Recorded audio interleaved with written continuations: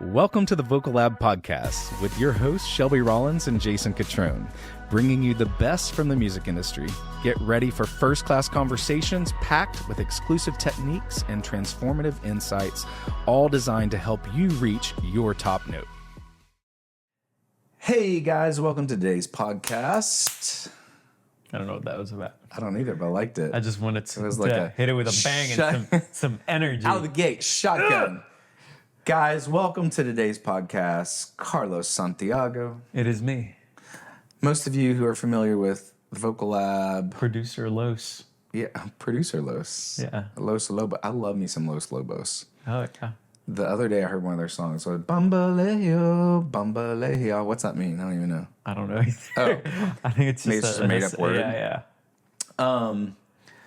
So Carlos, I was like, where are we? Carlos, for those of you who don't know that may be new to the Vocal Lab and to the podcast and just all the things we do, Carlos has been a great friend forever, and he is in front of the camera and behind the camera. Mm-hmm. Actually, none of the things we do over here at the podcast, at the Vocal Lab, would happen without Carlos, because he is a tech guru at heart. Nerd. He is a nerd of nerds and a nerd of nerd and turd of turds, you know? Depends on the day. Depends on what you're doing. No, he's awesome. We've been friends. I'm from Turkmenistan. Don't cancel. We're going to get canceled for that. Oh my gosh.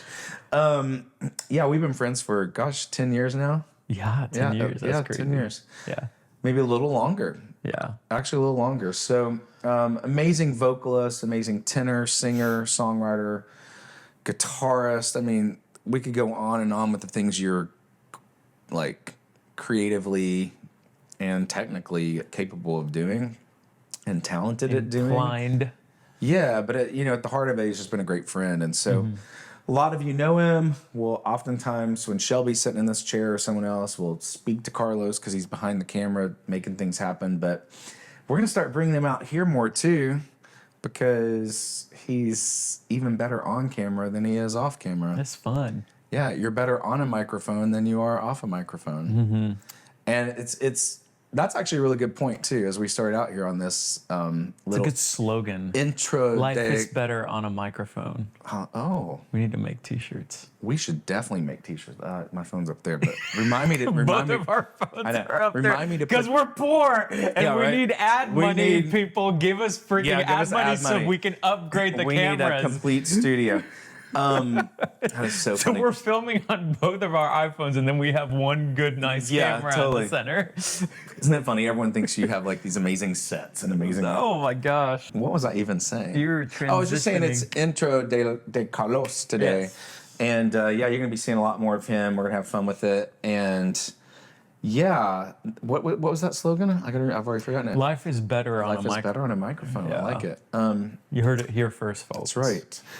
Yeah, so Carlos, talk to us. Tell us. You've been on a journey this year. I have been on a journey. I can't really talk a lot about it quite yet, but I did get married a couple of months ago, which is the biggest one, which is awesome. This wonderful girl that I dated for way too long, and she'll say that for sure. And but she's the best. You have to get your life right first.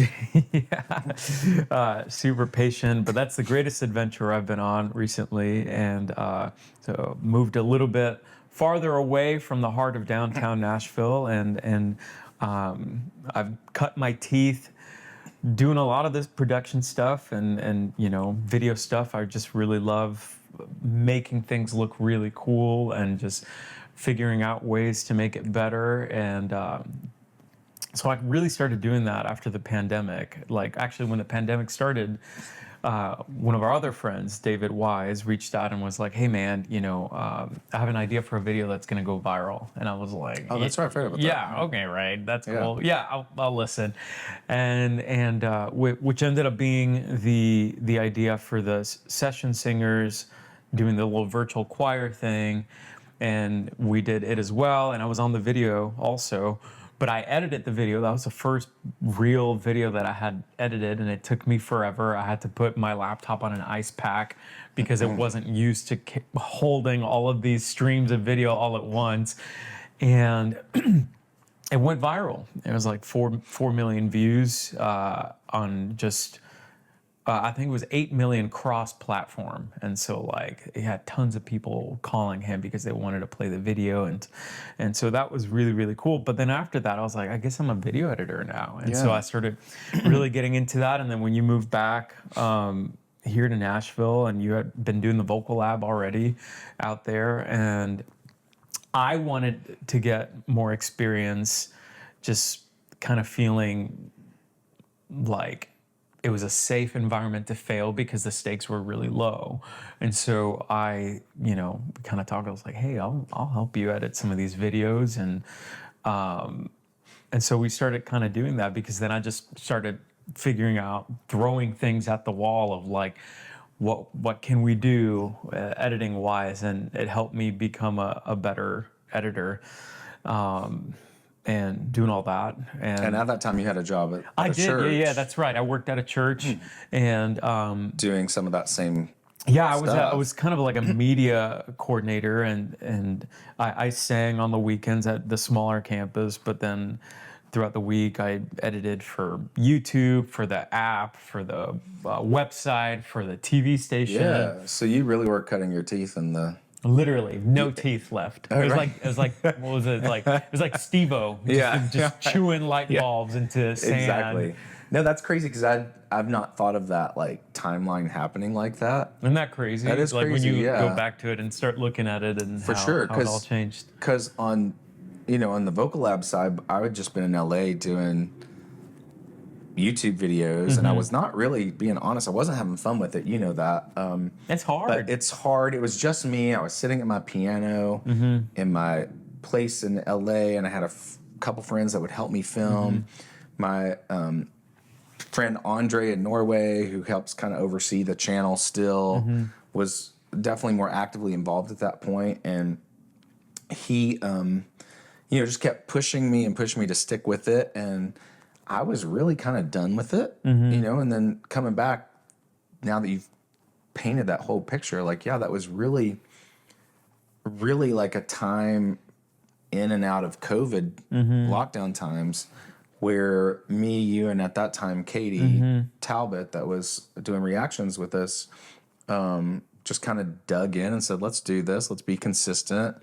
And we really started to see the channel grow. Like explosive growth. Because explosive growth. I think you had done a lot of work with it already. I think it was like roughly like around 4,000. Yeah, it was like 4,000 or 5,000, somewhere around there. 5,000, and then within the first couple of months, I remember we hit 10. Well, we hit 10 pretty quickly, super fast, and then within like 3 months, it was already over 30. Yeah. And so then we're like what is going on, And then obviously 50 was a harder notch, but we got there. We got there pretty quick. I think by the end of the year, or something like that. And then it's taken forever, but finally the channel crossed 100,000. That's because the algorithm's always changing, and the power changes hands, and then they start deciding how how that works, and so we've been just navigating. But finally, the channel's, I think, like 103,000 or something like that, and so it's taken a while, but yeah, so it's just been really cool to just see that whole progression and just evolving that, and then obviously like you've been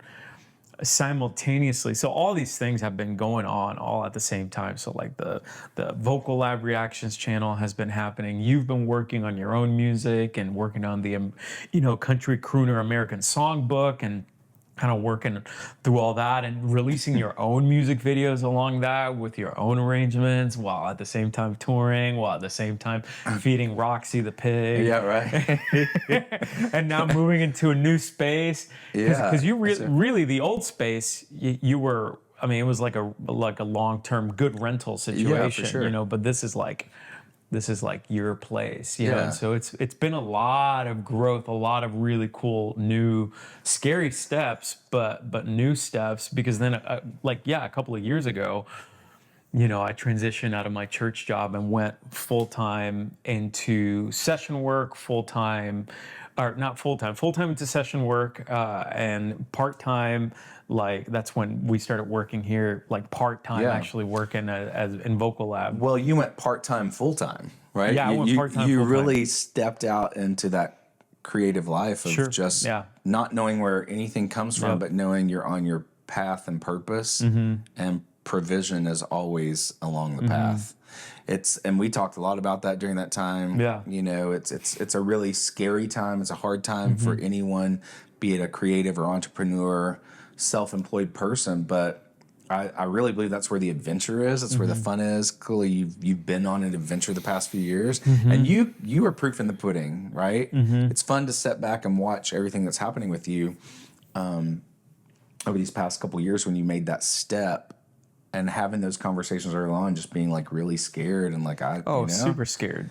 Super scared to do it because being in it is scary. But I think if I hadn't done it, I think I'd be more terrified. Totally. You know, And because you'd I'm be always miserable. I'm always looking on the what if I was brave enough to take that chance. And sometimes life, because you kind of had a similar experience, sometimes life just forces you in that direction, and it's a little bit painful in those moments, but then you just land in that kind of awkward footing, but one of the things about kind of landing awkwardly is that it forces you to take steps, because you're having to figure out how to gather yourself, and gathering yourself requires you to take steps. It does. And by taking steps, you're like, oh, like, wow, this is really, really cool. And so Yeah, and you can see too, like all that, from the early work here, helping with the channel and with videos and doing the gig at the church, and how you were learning a new skill set to help you step into a more unknown and quote unquote sure way of living, and Carl, I may point out at the beginning of this show today, like you have so many skill sets, and that's the one thing consistently that I help my artists understand that I work with, as well as just I hear people talk about all the time. Like if you're going to do anything creative or entrepreneurial in the world today, you need a few skill sets. It's not where, growing up, we both would look up to singers that we loved and like, we're going to do that. That's all we're going to do. We're going to be on the Grammys or the Dove Awards or whatever, CMAs. We're just going to do it. It is so rare that anyone is able to do that anymore, and so.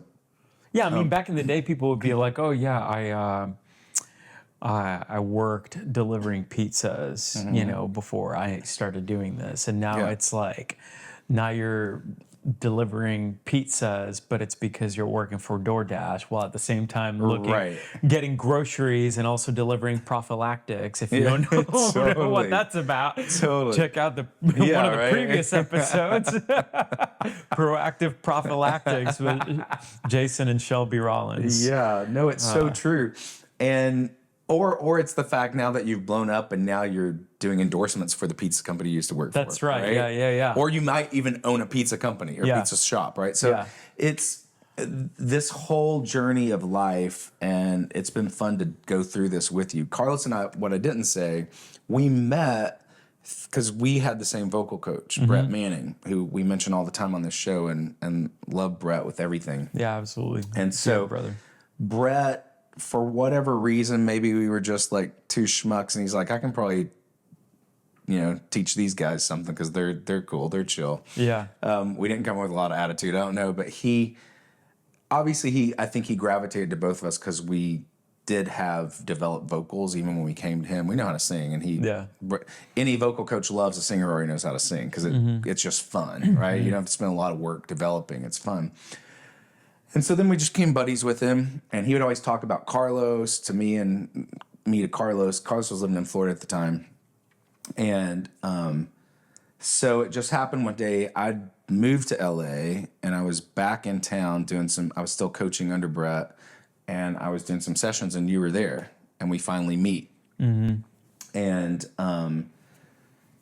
so that was, I remember it was on the front porch of that studio over by Centennial Park, and it was pretty casual meeting, and we hung out on the porch with Brett and some others. But that led to, because at that same time, that's when I was in the group Tenore, and we had 3 founding members at first, me, Mark Williams, and Shane Weeb.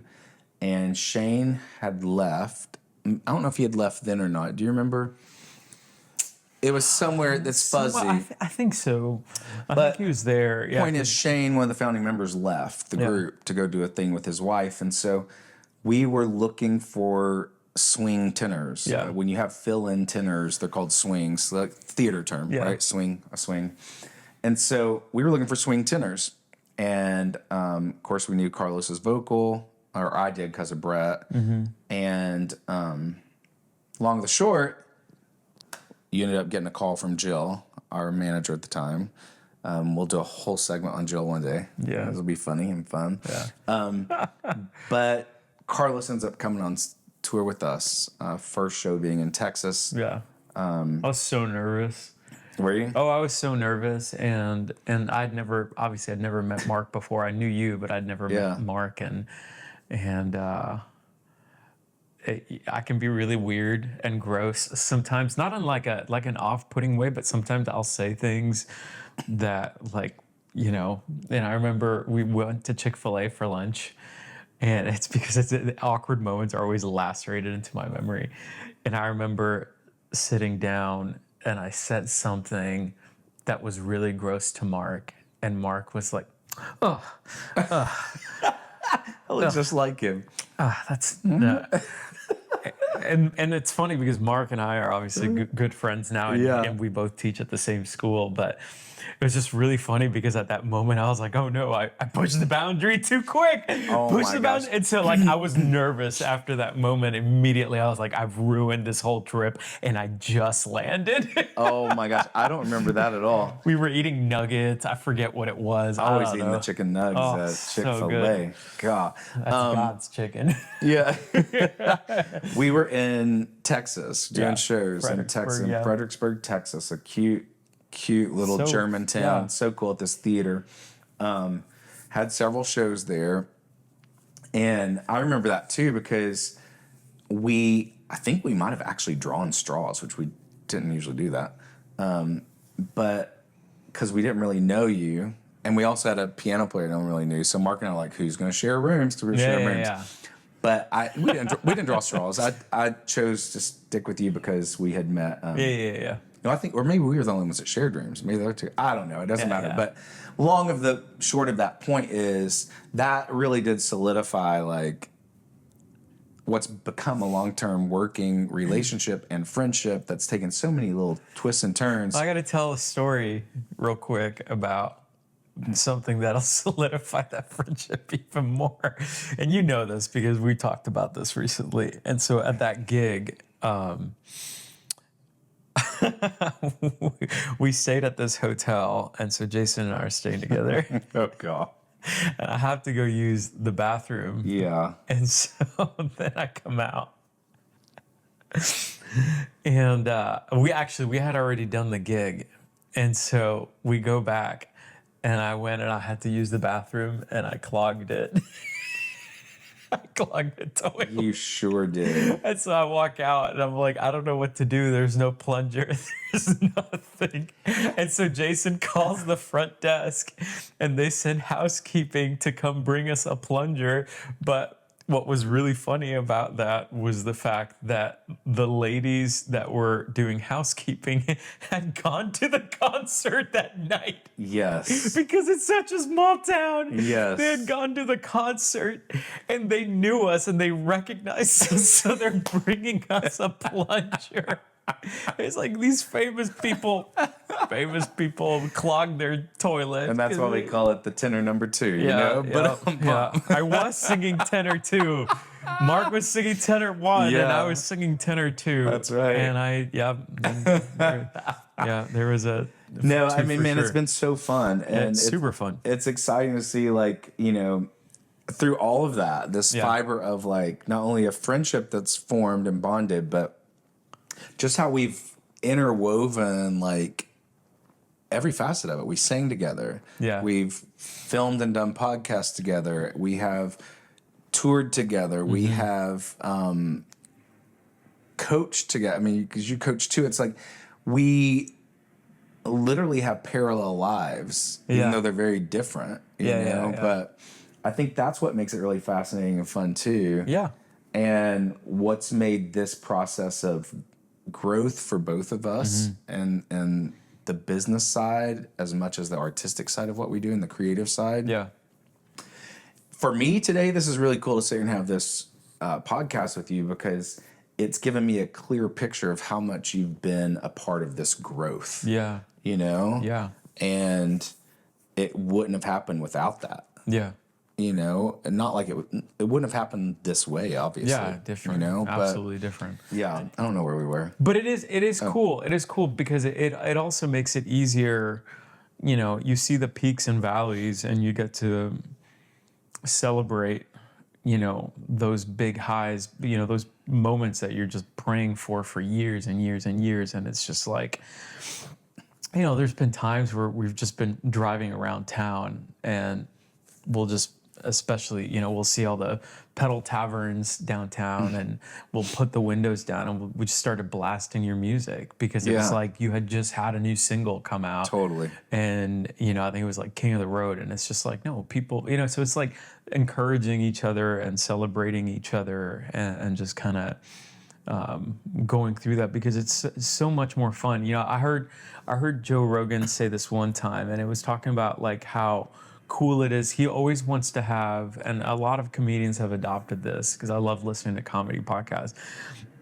They have people that they believe that are just as good or better than them open for them. He takes great people on the road. Other people would take poor performers on the road so that then they could come out and look like the savior. But he's like, no, I'm gonna surround myself by amazing people because it's more fun, you know, and you're bringing quality to people and you just get to see that there's no longer this poverty mindset of like, I'm going to put you down because you're in the same pie. It's like, no, like there's enough for everyone and we're all sharing in it. Totally. And we're all encouraging one another in our growth and celebrating our wins because it's not you know, it's not a place where we're just kind of getting lost and thinking, well, if this person does this, then I'm not going to get this, because we're all just fundamentally different.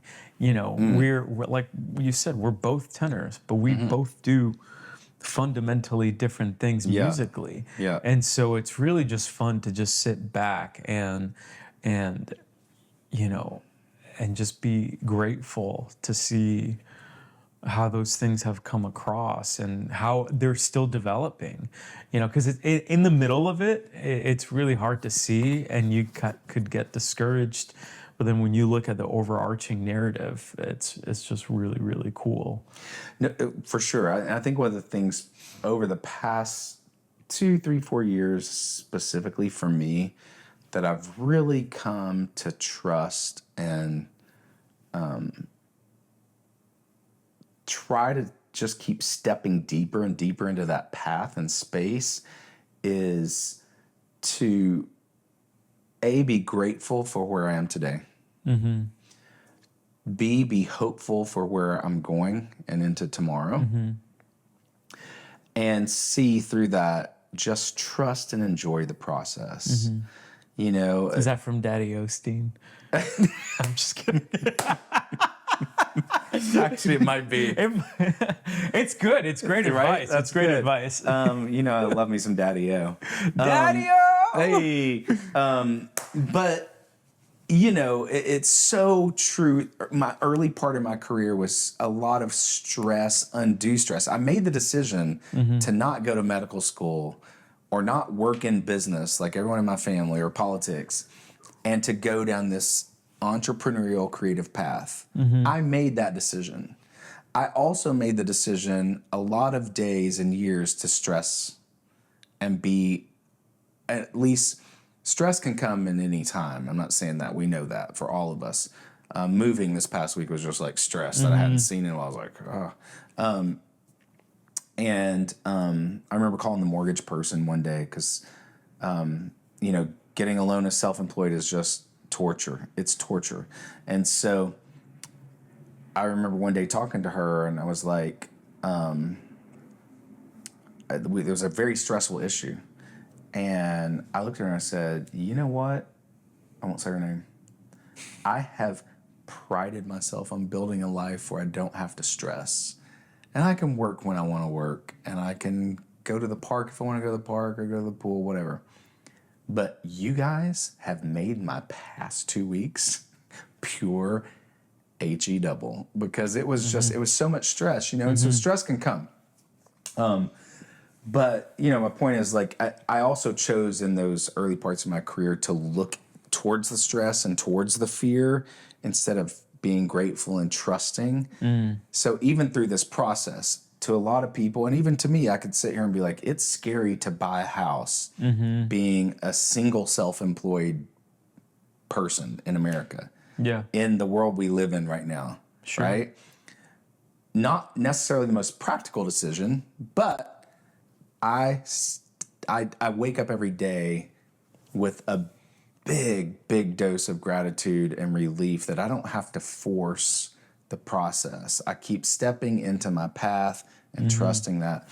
And, it's cool when I see someone else like you do that, because I really do believe that's where the adventure of life is, and it's the same reason, like, you and I, you like toys more than I do, and your toys are more gear driven. Like you love a phone or a TV or a piece of equipment for your cameras or lights, whatever. You love that stuff.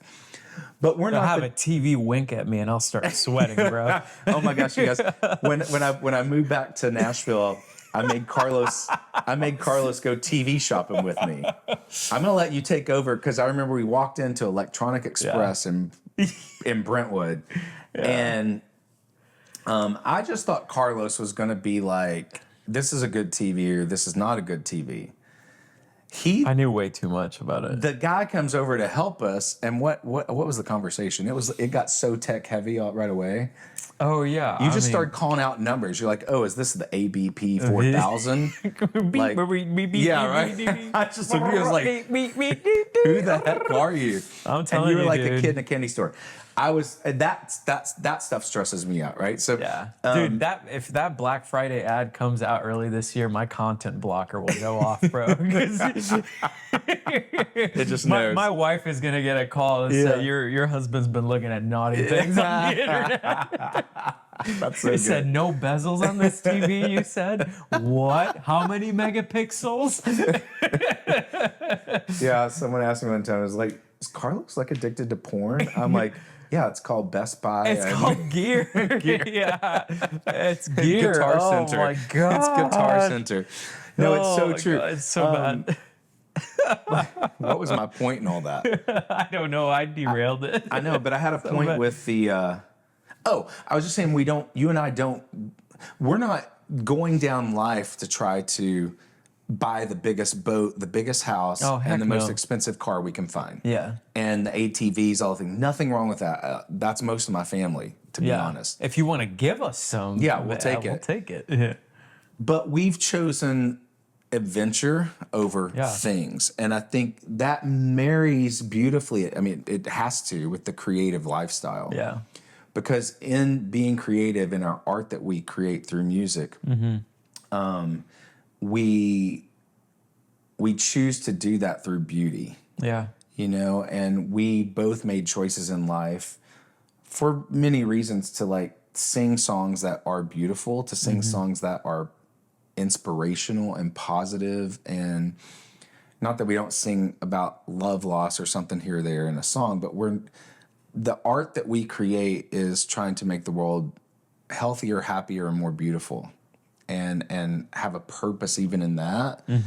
And so we chose that life, and we get to experience crazy adventure in every way.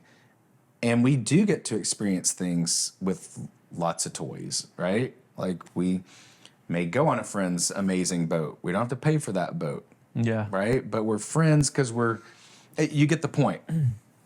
All I'm really getting at here is that I know there are a lot of people out there who can look up to someone like you or me, whether it be a coaching reality, be it a vocal reality, be it fixing lights that go out. I mean, I Doesn't love matter, that. right? I love that it's actually on your happening. First episode. Yeah, I love that it's Everyone out actually there's gonna be like, happening. he on sucks. Yeah. No, I saw one of the YouTube reactions. Yeah. I think it was for a Coke studio or something. So many people were being so negative about it, and someone commented, "Change your editor," and I'm like, "Oh, my gosh. gosh. Yeah, the reaction space, you guys, is ruthless. We out should there. do a podcast episode talking about the reaction sphere. We actually should do that. If you want more Carlos content, go to the YouTube channel. Yeah. There's lots of reaction videos with him on there. He's got his own channel Yeah. with singing and tips and reaction everything. and gear. And gear.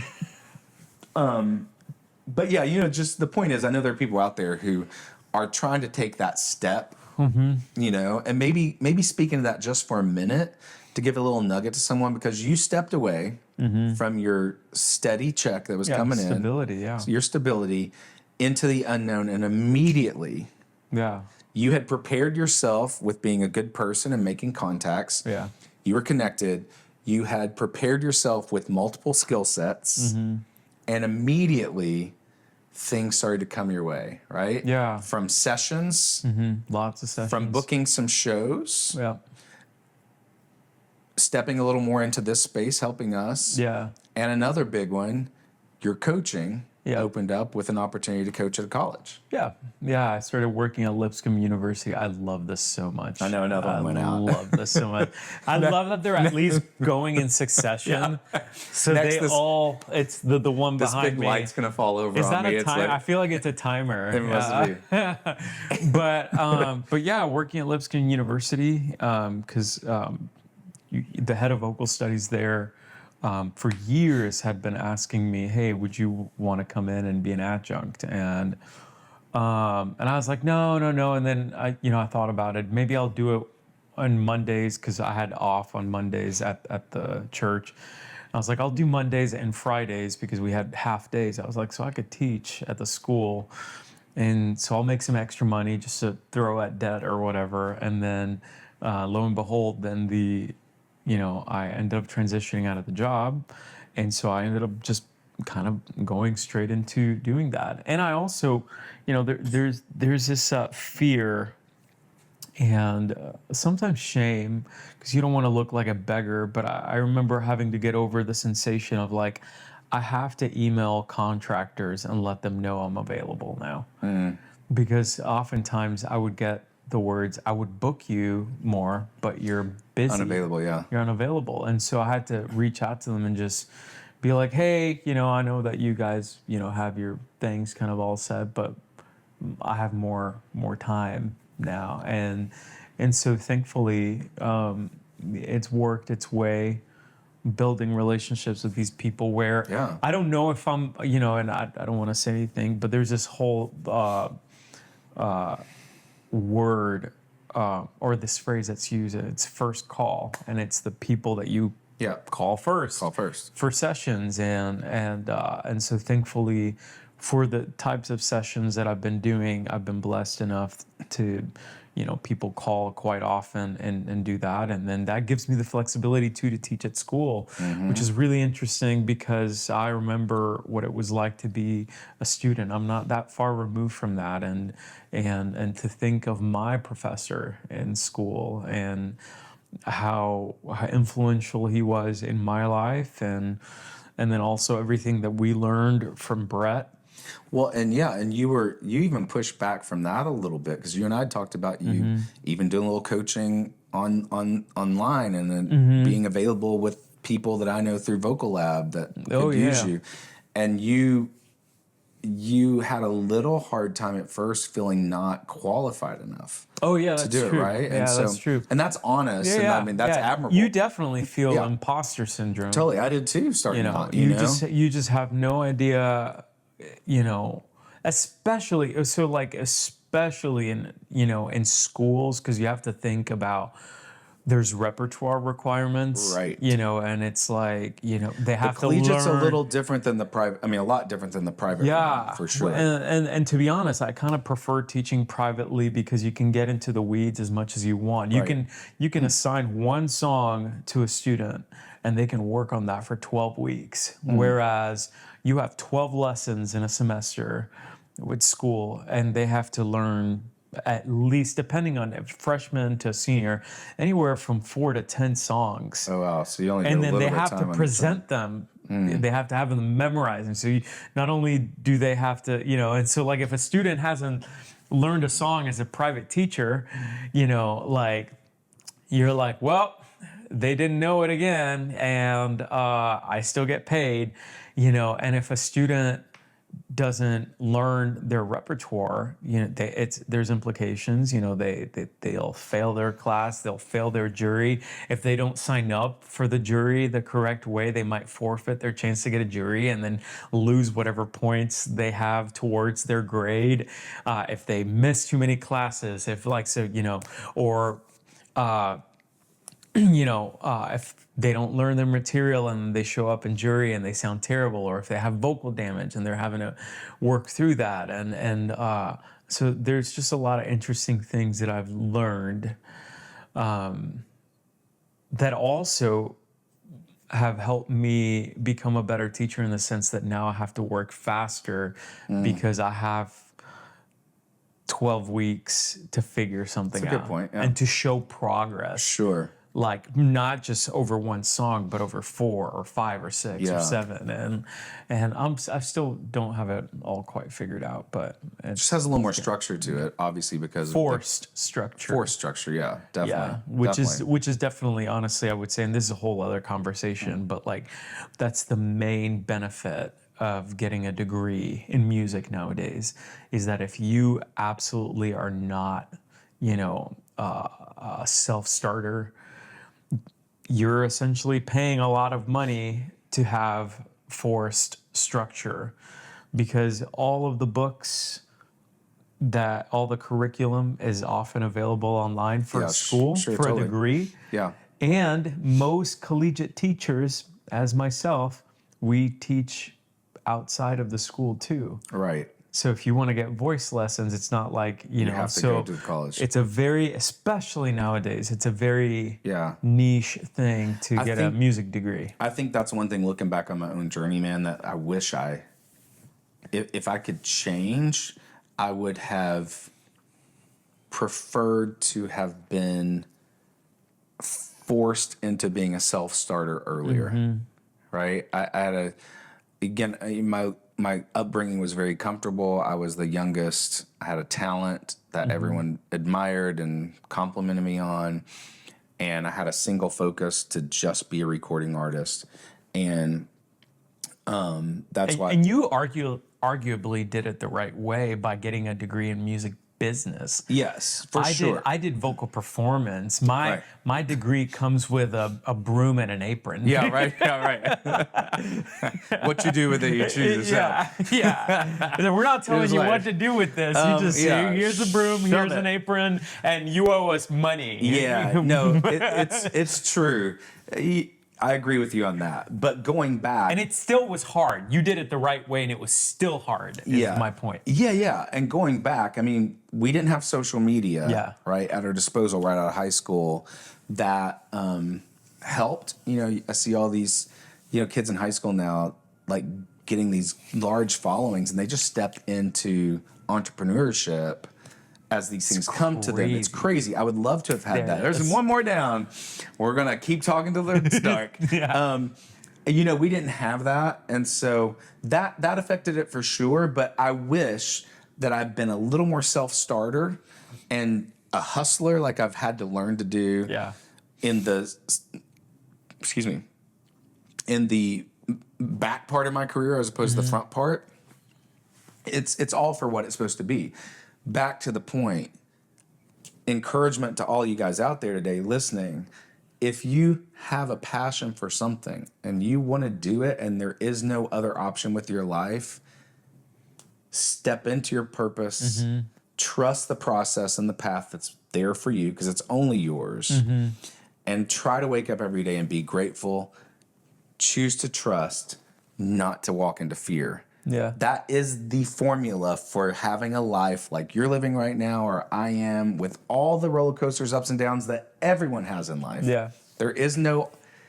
Some people get checks on the regular, but that can change in an instant. And so, you know, it's a journey and it's an adventure, and it's been fun to be on this with you, man. Yeah. And I'm excited to see what the next part of it holds, because we're stepping deeper into this. Yeah. And it's just super fun, and I'm excited to have you on this side of the camera with the podcast now. So you guys tell us what you want to hear from Carlos. Hey, we got some fun stuff coming up real soon. Keep your ears to the radio. Yeah. Ears to the podcast streaming. Your eyes on the YouTubes. And the social medias, because fun stuff coming from Carlos Santiago. Yeah. Within just weeks. And let us know if you want to see Jason's feet on the YouTube channel. Oh my gosh, I didn't wear shoes But today, it's gonna be extra. We're debating. Yes, there will be a surcharge. Enter your credit card number. And Absolutely. those feet are. You can't just. I do have nice feet. I will say I have nice feet. But I mean, I don't know. People have always complimented my feet. Y'all want to see them? I'm not.